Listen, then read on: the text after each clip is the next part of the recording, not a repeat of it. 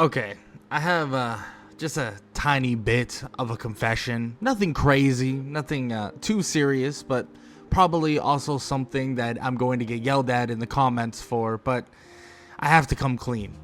I'm not really a big fan of Superman. I'm just not.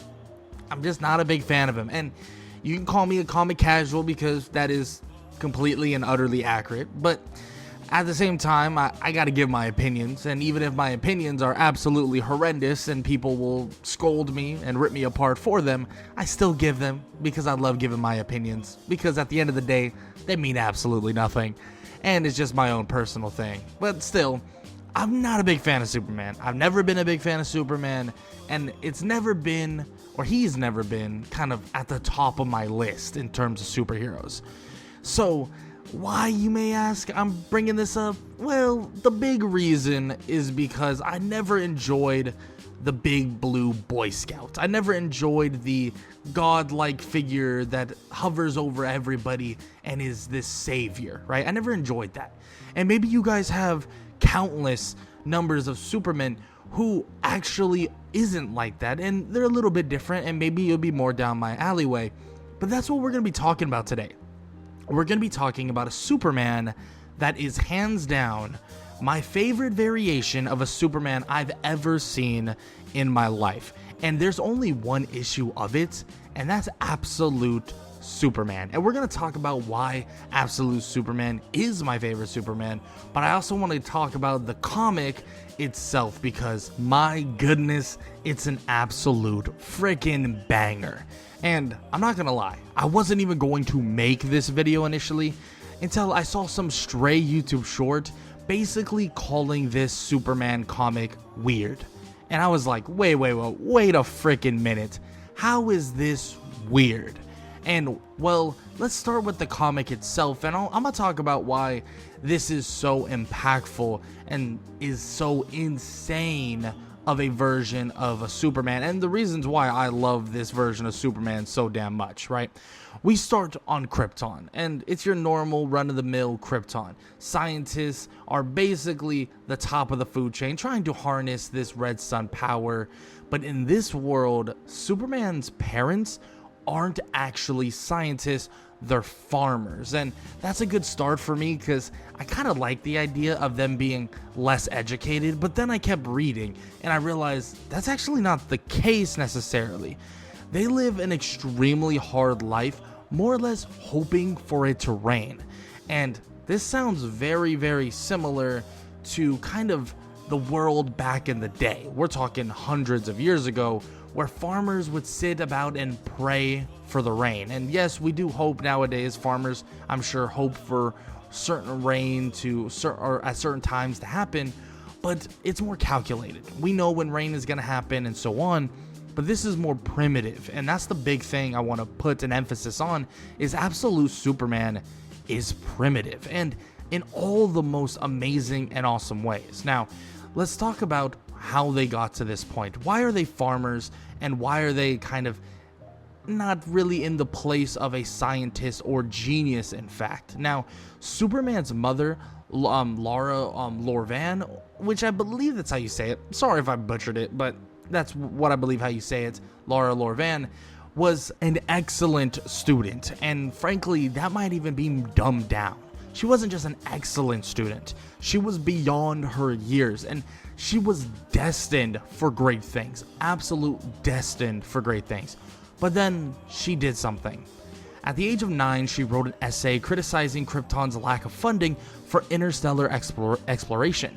And this led to basically her getting labeled as unruly and so on. And she was, like I said, only at the age of 9. And she would be forbidden from applying to the Science Academy.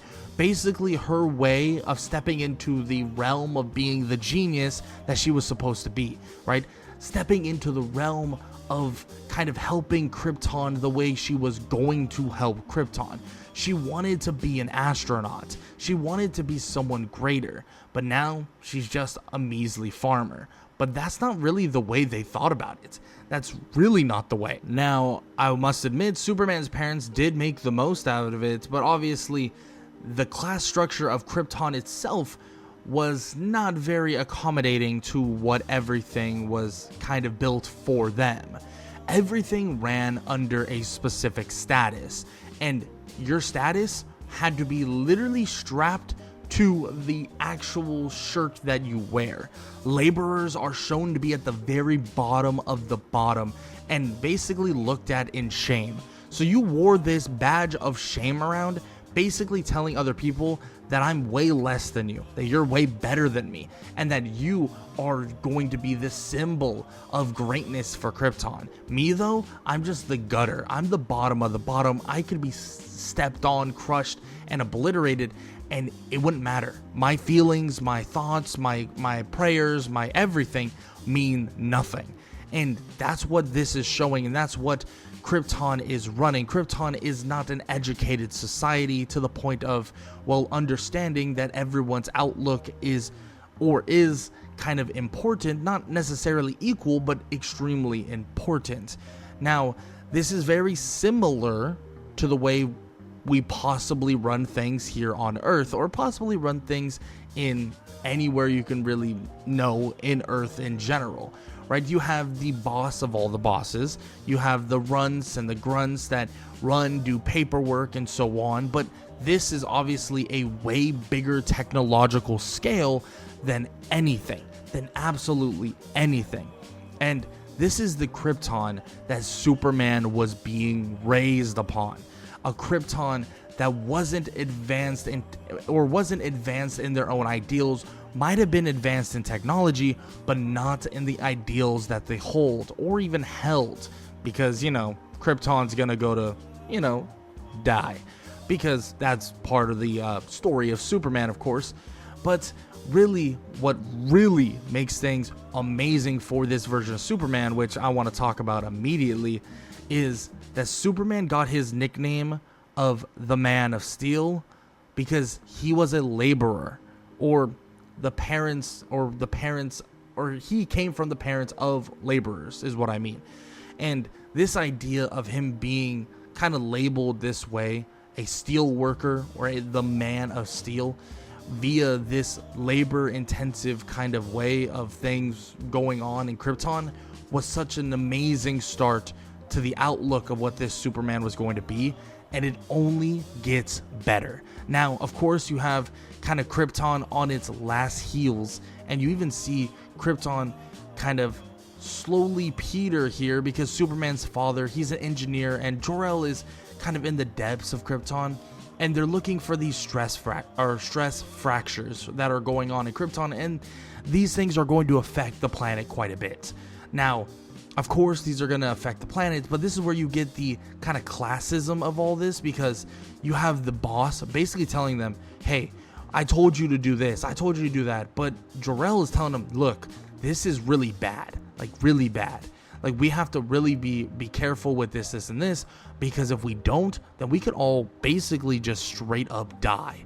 And in doing this, the boss is obviously outraged at Jor-El even speaking back, and it's kind of what we see and what you're going to see later with miners on Earth. Now, of course, we are dealing with kryptonite exposure, but before we can get kind of a cap on what's going on, we actually would go to Earth and have a more older version of Superman now, and we would be in Brazil. People living this life right now is extremely bad, like horrible, actually horrible things are going on. And these miners, they look for diamonds. They go through basically the same thing, but instead of having Jor-El, who basically stands up and says, hey, this is bad conditions, this is no good, these people, they're not in the same position. They continue working and working and working, and even though there's these horrible conditions of asbestos and basically conditions that are going to literally hurt them and kill them, they still have to work. They have to work for their families, and working in the darkness to their deaths for their families, basically for their family name. And basically Superman kind of reflects on this idea. He feels that he's done this before. He feels the same way because Superman says he's done the same. He's done the same, pushing himself for the duty of his own family. And this is where we creep into the idea of why Absolute Superman is my favorite Superman. Connecting with the humans that are way kind of at the bottom of the food chain. Because these people are really what carries the backbone of the planet, but these people will never get the credit they deserve. And Superman knows how important laborers are, but he also knows that he wants to save them. He wants to absolutely help them out of these horrible conditions, because they obviously have a duty to their own families. And they have this duty to basically keep up and get money for their family and save their family as much as possible, give them food on the table. And the mining companies know this. They know how much these people need to help their families, so they bribe them to basically continue working in these horrible conditions, and basically tell them like, hey, if you don't work this, like, your family's gonna starve, your family's gonna be hurt. And this kind of just leans into the idea of what Superman is, right? In this version, Superman is trying to protect these people. Superman is trying to make it so that they can live a better life.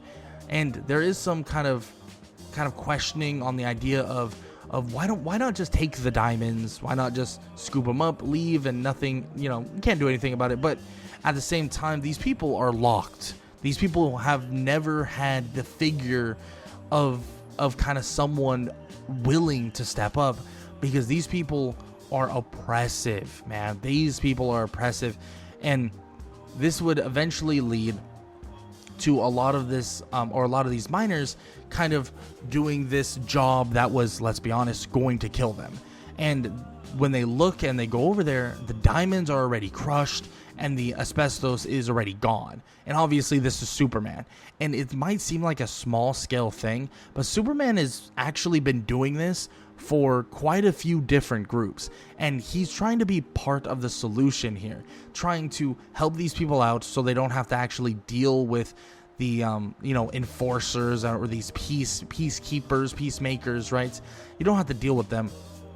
And he's trying to help them out to a massive degree, and he's trying to be part of it. And he's really the reason that all of these kind of weird occurrences are happening. But here's the thing. The night before, Superman actually met with this main guy that runs, or that kind of does the mining crew thing. The main guy, head guy, sort of. And he asks him about the world, right? He asks him, how can I fix this world? And the reason why I love this Superman so much is where he starts. He's not asking head figures. He's not asking people that are governors and presidents and the higher ups. No. He's asking the people that carry this world, carry this planet on their backs through their blood, sweat, and tears. That is who the people he's asking, and that's what he's doing here. And he asks them, how can he fix it? But also he delves into this idea of these industries running off of suffering. And Superman asks, how do you know which is the truth? Or how do you know what you are doing is right? And the response is basically, you will know when you have something that is worth fighting for. So like family and so on, right? So these ideas that you know what is the truth, aka you know what is right when it is worth fighting for, when you have something that is worth fighting for, when you have something that is worth dying for, because that is what these people are going to do. These people are going to literally die for it. Now, obviously, Superman hears this loud and clear, and he helps them massively by crushing these diamonds. But back to after the diamonds were mined, the main guy would be actually getting beat up by these so-called peacemakers, and it's basically ran by something known as like this Lazarus Corporation. Now, these peacemakers want to know how these diamonds got done, even though really it should be like, who cares how they got done, just that they got done. But they notice and they know that one person is out of the ordinary, and they have heard about him, and they've been hearing about Superman. So they want to know where he is, and they notice that one person that was in this crew initially is actually missing. So they go looking for Superman. And let's be honest, I'm going to be straightforward. This was a horrible idea, because this Superman is brutal, man. This Superman is a different freaking beast. And the initial peacekeepers, these people get beat bad, but even more soldiers or even more task force coming to stop him. It seems like there's more and more people that come through and through, but he just lets loose this ton of solar-like power, or solar-like radiation power, and it just expands, and it's like a giant explosion that just surrounds his entire body. But even during this, which I find very interesting, is he has like this robot-like voice he kind of responds back and forth to. I'm not sure if it's a robot or like an AI or like some sort of intelligence that is connected to his suit, but it's like talking to him and giving him a rundown, talking about how he has to get out of there, or like, you know, how much power he has left, which this version of Superman has a different charging like mechanism. He's not just, you know, powered by the sun the way he normally is. He has to actually kind of like charge back up with like this solar like power. And it's honestly really cool that it's not just like, oh yeah, just sit in the sun and I get stronger, or I can recoup naturally. No, this guy cannot recoup naturally. And it kind of puts a weird but also kind of awesome restriction on his powers, in my opinion. And it really makes him just a more interesting character. This version of him, a very interesting character. And he also doesn't, don't get me wrong, I'm not saying that I don't like the fact that Superman is OP normally. I love the fact that Superman is OP to an extent, but this version of Superman, yes, he is overpowered, and yes, he has some crazy strength feats, but he also has some crazy restrictions, and I'm really into the idea of him having crazy restrictions and being a Superman that is truly for the people, and a Superman that starts at the very bottom and that even understands the lives of the least fortunate and the less fortunate, is a Superman that I would stand right next to, and a Superman I would stand behind wholeheartedly. But let's talk about what happens toward the end of this comic, because obviously I ranted on enough about all the reasons why I love this Superman so damn much. But toward the end of this comic, we actually see Lois Lane slapping cuffs on him and basically threatens to fry his face, which is, you know, pretty cool. I'm not gonna lie, pretty awesome to see Lois Lane in like a military format instead of your normal reporter Lois Lane. I think that's awesome. I think that's pretty dope. And honestly, I know some people will argue and be like, I'm kind of tired of this like woman power movement, but at the same time, I don't know if that's necessarily what's happening here. I honestly think that Lois Lane, I believe, had a connection. I believe it was her father was like military. I'm not 100% sure on that. Maybe you guys can fact check me on it. But I know there was some person in her family that was military based, or maybe a police captain of some or something like that. And I honestly feel like it fit pretty well to have Lois Lane kind of enter in this realm, because even as a reporter, she wanted to make the world a better place, or make the kind of metropolis a better place by kind of showing fully and factual news and giving stories that really were important. So in this world, she's kind of taken things more hands-on instead of kind of to the paper, where she's more hands-on with an operation and part of a task force and part of basically Lazarus, or like a military kind of basis, which I think is pretty damn cool. And of course, we even do kind of continue on to see that we actually see a version of Brainiac, which I'm not so sure where this guy's going to fit into things, but we do see a version of Brainiac, and he does kind of talk about a captured Superman, and basically is like, oh cool, like I have a new toy to play with, which is kind of interesting but also a little bit scary at the same time, because I would love to see, and I'm interested to see what type of Brainiac we get out of this guy.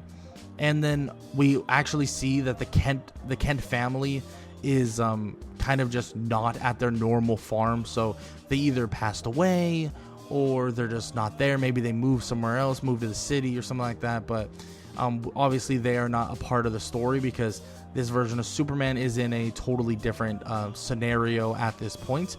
But we do get a flashback once again back to Krypton with Jor-El scorched with burns, and basically we know that something happened in the mines, right? Something happened, and it seems as if was kryptonite burns or kryptonite scorches that landed on his face, and we basically have him kind of freaking out and asking, oh, where's my son? Where's my son? Where's Kal-El? And you see Kal-El, and they all come together, they hug, and they even got a dog, right? Yeah, probably, which I believe, what was his name normally? Crypto? I believe it's Crypto. Correct me if I'm wrong. Sorry if I'm wrong, but I believe in one verse or one universe it is Crypto.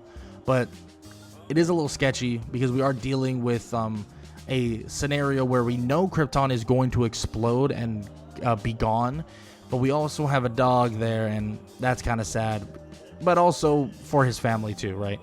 And I want to know, it makes me want to know more, right? What happens? Obviously, we know Krypton explodes, but how do they get Kal-El out of there? Normally, you have him in the pod and stuff, but these people are laborers. So, what kind of pod do they ship out? Do they steal one? What do they end up doing? That's kind of where my head's at. But at the end of the day, I absolutely love, and I guess pun intended or not really intended, but I absolutely love Absolute Superman. I think Absolute Superman is right down my alleyway with having a overpowered being with restrictions and kind of having sentiment to the people that are truly struggling. Yes, he is not your typical beacon of hope that kind of hovers over the entirety of the city or even of the earth like a guardian angel, but it's more gritty, it's more kind of primitive, like I've said before, and I told you I would come back to that. It is more primitive, and it really feels like somebody who was at the ground zero, was at the rock bottom on his own planet, was sent to a brand new planet and doesn't want the same things to happen basically here that happened to him and his own family.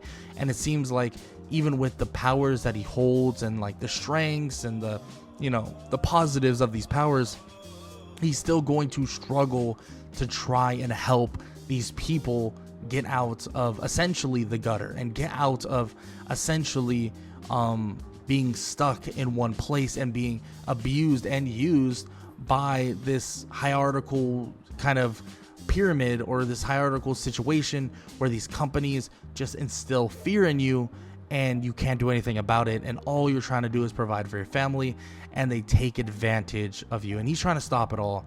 And of course, I don't know much more after that. That is basically the end of the issue. But like I said, I absolutely loved this, and I probably ranted on a little too long, especially for my editor's liking, so apologies to him.